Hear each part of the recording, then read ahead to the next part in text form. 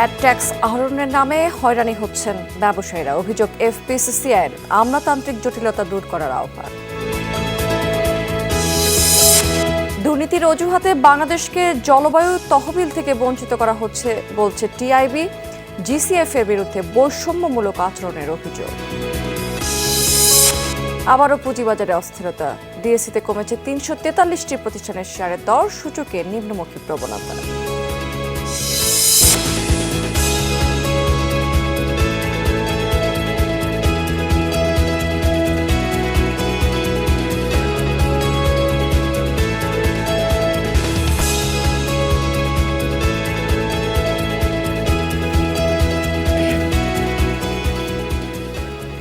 আমন্ত্রণ বিজনেস স্টোরিতে এতক্ষণ শিরোনাম দেখছিলেন, এবার চলে যাচ্ছে বিস্তারিত সংবাদ এবং পুরো সময় জুড়ে আপনাদের সাথে থাকবো আমি রাবেয়া স্মৃতি।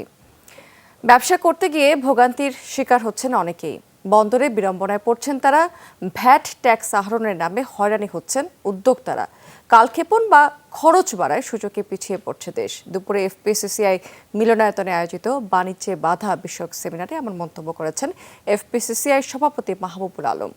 ব্যবসার পদ্ধতি সহজীকরণের লক্ষ্যে কার্যকর ওয়ান স্টপ সার্ভিস চালুর আহ্বান জানিয়েছেন এফপিসিসিআই সভাপতি। বলেছেন, এতে বিদেশি বিনিয়োগকারীদের আকৃষ্ট করা যাবে। সিপিটির গবেষণা পরিচালক ডক্টর খন্দকার গোলাম মোয়াজ্জেম বলেছেন, এই সময় অনেক সময় দেখা যাচ্ছে ব্যবসায়ীদের একই ধরনের তথ্য দফায় দফায় জানাতে হচ্ছে, এতেও বিড়ম্বনায় পড়ছেন ব্যবসায়ীরা। আমদানি রফতানি বাণিজ্যে গতি বাড়াতে আমলাতান্ত্রিক জটিলতা কমিয়ে আনার তাগিদ দিয়েছেন ব্যবসায়ী এবং অর্থনীতিবিদরা। বলছেন, সম্পূরক শুল্ক আরোপ, নিবন্ধন প্রাপ্তি বিড়ম্বনা অনেক সময় গতিরোধ করে।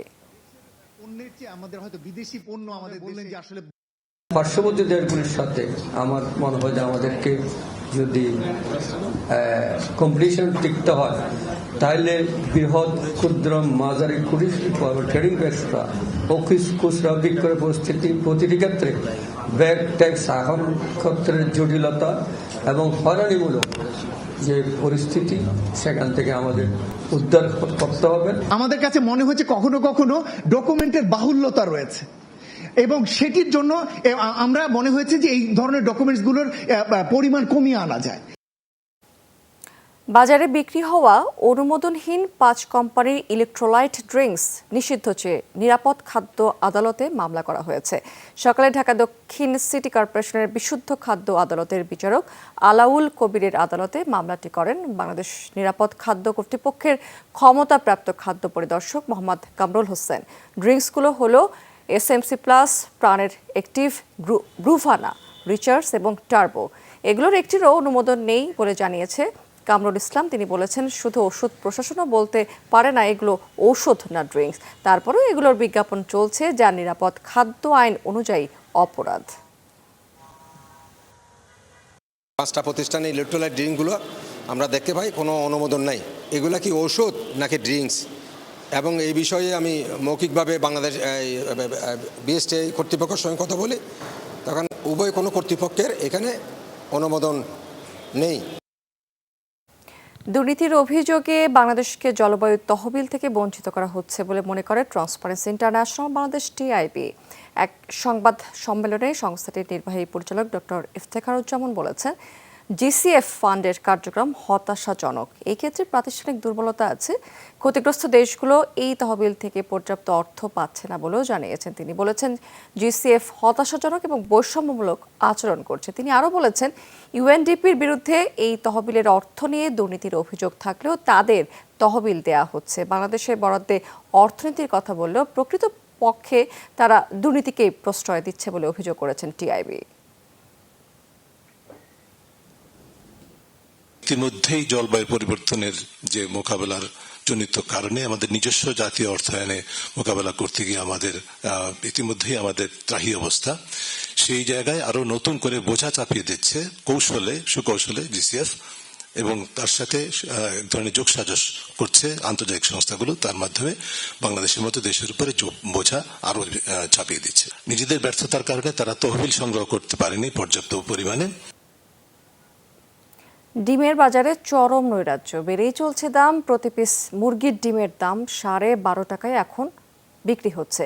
খামারিদের দাবি দাবদাহে মারা যাচ্ছে মুরগিগুলো, ব্যাহত হচ্ছে ডিমের উৎপাদনও, তাই দামের এই ঊর্ধ্বগতি। ভোক্তা অধিকার খামারিদের এই যুক্তি মানছে না সংস্থার মহাপরিচালকের দাবি এটা শুধুই তাদের অজুহাত মাত্র। গোপনে ডিমের মজুদ গড়ে তোলা হচ্ছে কিনা তা খতিয়ে দেখা হচ্ছে। রোজার ঈদের পর থেকেই চড়া ডিমের বাজার। 110 টাকা ডজন মুরগির ডিম এখন বিক্রি হচ্ছে 145 থেকে 150 টাকা দরে। এক পিস কিনলে গুনতে হচ্ছে 12.5 টাকা। ক্রেতারা বলছেন বাজারে শৃঙ্খলা ফেরানোর উদ্যোগ নেই, বাড়তি দামেই কিনতে হচ্ছে। বাজার মনিটরিং এর এই সমস্যা, হঠাৎ করে এরা ইচ্ছা করে দাম বাড়ায় দেয়। আপনার গত 2 দিন আগে যদি 130 টাকা থাকে, হঠাৎ করে এখন 145 টাকা হবে কেন? আমার তো বেতন বাড়ি নাই, কিন্তু দেখা যাচ্ছে মালের জিনিসের দাম বাড়ছে। এখন ওই একটা ডিম আমার জন্য প্রতিদিন খাওয়া কষ্ট হয়ে গেল। এখন করবো কি, একদিন পর একদিন খাবো। দোকানে বা মোকামে ডিমের যোগান বেশ ভালো, তবুও পাইকারদের অভিযোগ সরবরাহ কিছুটা কমেছে। খামারিরা বলছেন দাবদাহের কারণে মুরগি মারা যাচ্ছে, লোডশেডিংয়ে ব্যাহত হচ্ছে ডিমের উৎপাদন। ডিমের উৎপাদন কম, এখন অনেক কম, ডিম আসতেছে না। তাই ওই পরিমাণ যদি ডিম আমাদের কম আসে তাহলে আমাদের অনেক লসের ভাগে আছে। আমরা খাবার অতিরিক্ত নষ্ট হচ্ছে, যার কারণে আমাদের অতিরিক্ত খাবার দিতে হচ্ছে। আমাদের এখানে লস প্রায়, আগে ডিম প্রায় 700-800 হইতো, এখন দেখা গেছে 300-400 এরকম হয়। হাঁস মুরগির ডিমও এক সপ্তাহ আগে ছিল আপনার 1000 টাকার মতো, বর্তমান বাজার আপনার 1150 টাকার মতো বাজার আছে। এটা কাঁচা মাল, এটা কিন্তু পাবলিকের চাহিদার উপরে এটা বাজারটা আপ ডাউন করে। ভোক্তা অধিকারের দাবি দাম বাড়ানোর জন্য অজুহাত দাঁড় করিয়েছে খামারিরা। বিপণনে বিভিন্ন ধাপ তদারকির আওতায় আনা হচ্ছে। সংস্থার মহাপরিচালক জানালেন অবৈধভাবে হিমাগারে ডিম মজুত করা হচ্ছে কিনা তা খতিয়ে দেখা হচ্ছে। একটি চক্র, তারা প্রচুর পরিমাণ ডিম হিমাগারে মজুত করছে এবং এটি কিন্তু আমরা এবছর নতুন দেখছি এই ট্রেন্ডটা। হিমাগারে মজুত করে ডিমের সাপ্লাইটা তারা নিয়ন্ত্রণ করে ডিমের মূল্য বৃদ্ধি করে তারা বেশি দামে হিমাগারের এই ডিমগুলো বিক্রি করবে। কোথাও যদি মজুত করে সেই হিমাগারগুলোতে আমরা কাজ করছি, যে হিমাগারে প্রচুর ডিম মজুদ হয়েছে সেগুলো আমরা উদ্ধার করে আমরা খোলা বাজারে ছেড়ে দিচ্ছি। এক সপ্তাহ আগেও প্রতি ডজন ফার্মের মুরগির ডিম বিক্রি হচ্ছিল 120 টাকা দরে, এখন 150 টাকায় হাঁকা হচ্ছে। প্রতি ডজন হাঁসের ডিম বিক্রি হচ্ছে 170 থেকে 180 টাকা দরে। শাহজিন অন্তরা, যমুনা নিউজ, ঢাকা। সরবরাহ সংকটের অজুহাতে হিলিতে প্রতি ডজন ডিমের দাম বেড়েছে 20 থেকে 24 টাকার মতো। গেল সপ্তাহে প্রতি ডজন ডিম 116 থেকে 120 টাকায় বিক্রি হলেও এখন তা বেড়ে বিক্রি হচ্ছে 145 টাকায়। হঠাৎ করে ডিমের দাম বাড়ায় বিপাকে পড়েছেন নিম্ন আয়ের সাধারণ মানুষেরা। অভিযোগ করছেন সিন্ডিকেট করে দাম বাড়ানো হচ্ছে। দোকানিরা বলছেন হঠাৎ করেই মোকামে যোগান কমে গেছে, চাহিদা মাফিক ডিম পাচ্ছে না ব্যবসায়ীরা। বলা হচ্ছে খামার পর্যায়ে উৎপাদন কমেছে।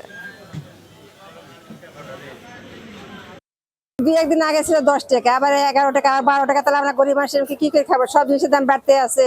আজকে হঠাৎ ডিম কিনতে এসে দেখছি যে 350 টাকা পাতা, এরকম যে ডিমের দাম বাড়ছে। আরো গরিব মানুষ, আমাদের সামর্থ্য কম, এই ডিমের দিয়ে আপনার ভাতটা খেতে পারি, কিন্তু এখন দেখা যাচ্ছে যে ডিমে আগুন ধরে গেছে। মালের চাহিদা বেশি কিন্তু হচ্ছে আপনার আমদানি কম, এই জন্য দামটা অনেক বেশি।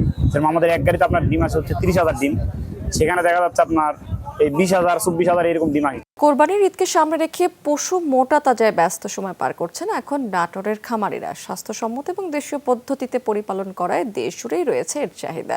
জেলায় এবারও চাহিদার দ্বিগুণ গবাদি পশু প্রস্তুত করছেন এখানকার খামারিরা। প্রত্যাশা অন্যান্য বারের মতোই এবার লাভ হবে তাদের।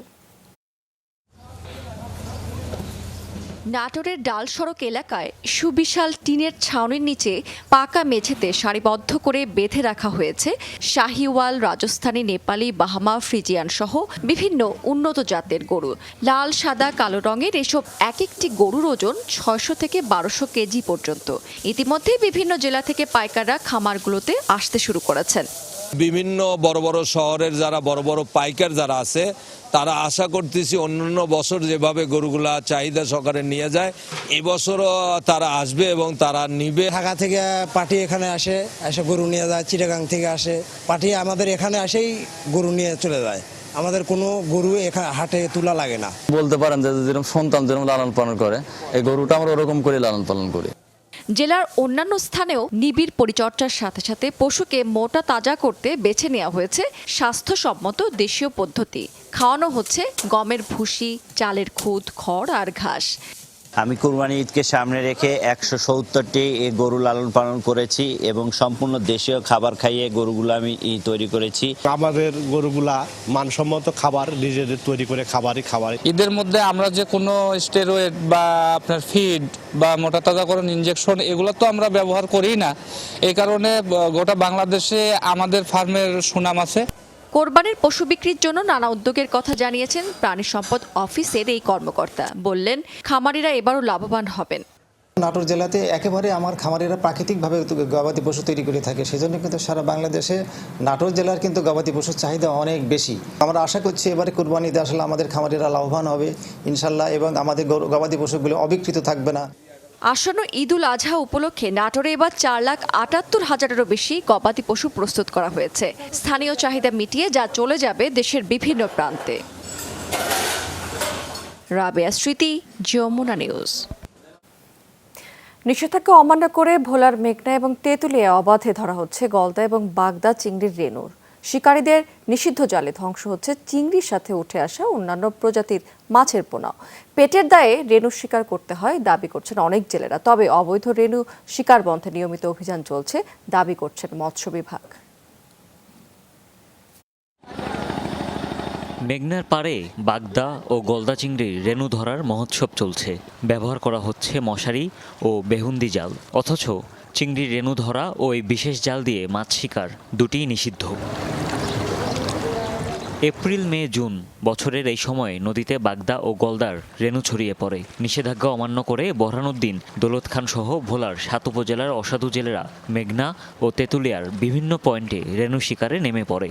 এতে গলদা বাগদার সাথে অন্যান্য প্রজাতির প্রায় কোটি রেণু ধ্বংস হচ্ছে রোজ। বানাইনা মসি জাল দিয়ে আমরা বাগদা গলদা ধরি। আমাদের বাগদা জালে যেই মাছগুলো ওঠে, বাগদা মাছ ওঠে, তারপরে কিছু রেণু ওঠে, চিংড়ি মাছ ওঠে, আরো অন্য রেণু ওঠে। বছরে 2 মাস বাগদা গলদার রেণু ধরিয়া বিক্রি করিয়া সংসার চালাই। নদীতে আগের মতো মাছ নেই, তাই রেণু শিকার করেই সংসার চালাতে হয় বলে দাবি অনেক জেলের। ব্যাপারীদের কাছে 10 থেকে 30,000 টাকা দাদন নিয়ে রেণু শিকার করে তারা। সেসব রেণুই ব্যাপারীদের কাছে পিস প্রতি 1.5 টাকা দরে বিক্রি হয়। পরে রাতের আধারে বিভিন্ন হাত হয়ে খুলনা, বাগেরহাট, সাতক্ষীরার পাইকারি আড়তে তা মেলে চড়া দামে। মাছ নাই দিকে বিদয় আমরা এখন বাগদা ধরতে আসছি, নদীতে নেমে কি করবো, সংসার তো চালা লাগবো। বেড়ির থেকে সিজন এলে 20-30 হাজার টাকা দাদন নিয়ে রেণু কি বাগদা ধরি। 1000 পিস 1200 পিস মাছ হয়, আমরা এক মাছ মনে করি 1.5 টাকা করে পিস আমরা বিক্রি করি বেড়ির কাছে। অবৈধ রেণু শিকার বন্ধে মৎস্য বিভাগের অভিযান চলমান বলে দাবি এই কর্মকর্তার। জেলা প্রশাসন, পুলিশ বিভাগ এবং কোস্টগার্ডের সহযোগিতায় আমরা অভিযান অব্যাহত রেখেছি এবং নদীর ভিতরে যে নেট বেহুন্দি পেতে এই গলদা বাগদা রেণু পোনা ধরার যে এই যে ট্রেন্ড, এটা কিন্তু আমরা গত 2-3 বছরের ব্যাপক অভিযানের মধ্যে দিয়ে এটা কিন্তু আমরা নির্মূল করেছি। দ্রুত নিষিদ্ধ জাল দিয়ে অবাধে রেণু শিকার বন্ধ না করা গেলে দেখা দেবে বিভিন্ন প্রজাতির মাছের সংকট। তাই রেণু রক্ষায় প্রশাসনের কার্যকরী পদক্ষেপ দেখতে চায় সচেতন ভোলাবাসী। হুমায়ুন রশিদ, যমুনা নিউজ। দর্শক, এবার জানিয়ে দেবো আজকের পুঁজিবাজার লেনদেনের এই মুহূর্তের সর্বশেষ আপডেট। আজকে কিন্তু আমরা দেখতে পাচ্ছি বেশ বড় ধরনের পতন হয়েছে পুঁজিবাজারে। ঢাকা এবং চট্টগ্রাম শেয়ার বাজারের সূচক বেশ বড় ধরনের পতন দেখতে পাচ্ছি এবং সেই সাথে লেনদেনের গতি কমে গেছে এবং বেশিরভাগ প্রতিষ্ঠানের শেয়ারের দামও পড়ে গেছে। ঢাকার শেয়ার বাজারের কথা যদি বলি, তাহলে আজকে ঢাকার শেয়ার বাজারের প্রধান সূচক যেটি ডিএসসি ব্রড ইন্ডেক্স, সেটি দিন শেষে 81 পয়েন্টের মতো কমে 5585 পয়েন্টে অবস্থান করছে। ডিএসসি এর সূচক সেটি 15 পয়েন্টের মতো পড়ে গেছে এবং সেটি 1225 পয়েন্টে আছে এবং 30 সূচক যেটি সেটিও 26 পয়েন্টের মতো কমে 1991 পয়েন্টে অবস্থান করছে। এবং আজকে ঢাকার শেয়ার বাজার টোটাল ট্রেড করেছে 664,36,00,000 টাকার শেয়ার এবং আজকে দিন শেষে আমরা দেখতে পাচ্ছি বেশ বড় ধরনের পতন হয়েছে বেশিরভাগ প্রতিষ্ঠানের। 343টি কোম্পানির শেয়ারের দামই কিন্তু পড়ে গেছে। আজকে মাত্র 31টি কোম্পানির শেয়ারের দাম বেড়েছে এবং অপরিবর্তিত রয়েছে 25টি কোম্পানির শেয়ারের দাম। টপ 20-তে আজকে আমরা দেখতে পাচ্ছি জেনারেশন, এটি গত কাল থেকে আমরা প্রথম অবস্থানে দেখতে পাচ্ছি এবং আজকেও সেই ধারাবাহিকতা বজায় রেখে প্রথম অবস্থানে আছে এবং এটি 28,18,00,000 টাকার মতো শেয়ার আজকে টোটাল ট্রেড করেছে এবং এই কোম্পানিটি আজকে ট্রেড হচ্ছে 49 থেকে 52 টাকার মধ্যে। লাস্ট প্রাইস ছিল 49 টাকা 80 পয়সা। অরিয়ন ইনফিউশন এই কোম্পানি আছে দ্বিতীয় অবস্থানে এবং এটি 20,57,00,000 টাকার মতো শেয়ার টোটাল ট্রেড করে 578 থেকে 614 টাকার মধ্যে ট্রেড হচ্ছে আজকে সকাল থেকে এবং 578 টাকা 70 পয়সা ছিল এই কোম্পানিটির লাস্ট প্রাইস। নাভানা ফার্মাসিউটিক্যালস এটি তৃতীয় অবস্থানে আছে এবং ট্রেড হচ্ছে 109 থেকে 115 টাকার টাকার মতো, লাস্ট প্রাইস ছিল 109 টাকা 90 পয়সা এবং আজকে এই কোম্পানিটির টোটাল ট্রেড করেছে 16,57 লাখ টাকার মতো শেয়ার। এরপরে চতুর্থ অবস্থানে অ্যাডভার্ট আছে এবং কোহিনুরকে আমরা দেখতে পাচ্ছি পঞ্চম অবস্থানে আছে আজকে টপ ট্রেডে। চট্টগ্রাম শেয়ার বাজার সেখানেও বড় ধরনের পতন বলছিলাম এবং সার্বিক সূচক যেটি সিএসপি সেটি আজকে দিন শেষে 170 পয়েন্টের মতো কমে 16,164 পয়েন্টে অবস্থান করছে এবং আজকে সিএসসি টোটাল ট্রেড করেছে 14,71 লাখ টাকার মতো শেয়ার এবং ট্রেড হয়েছে টোটাল 259টি প্রতিষ্ঠানে। এর মধ্যে এখানেও অধিকাংশ প্রতিষ্ঠানের শেয়ারের দাম পড়ে গেছে, 198টি কোম্পানির শেয়ারের দাম কমেছে, 27টি বেড়েছে। অপরিবর্তিত আমরা দেখতে পাচ্ছি মাত্র 34টি কোম্পানির শেয়ারের দাম রয়েছে। দর্শক, এই ছিল আমার হাতে পুঁজিবাজারের সর্বশেষ খবরাখবর। অন্য প্রসঙ্গে আমরা চলে যাচ্ছি। মালয়েশিয়ার জোহরে 27 জন বাংলাদেশি সহ 40 জন অভিবাসীকে আটক করেছে দেশটির ইমিগ্রেশন বিভাগ।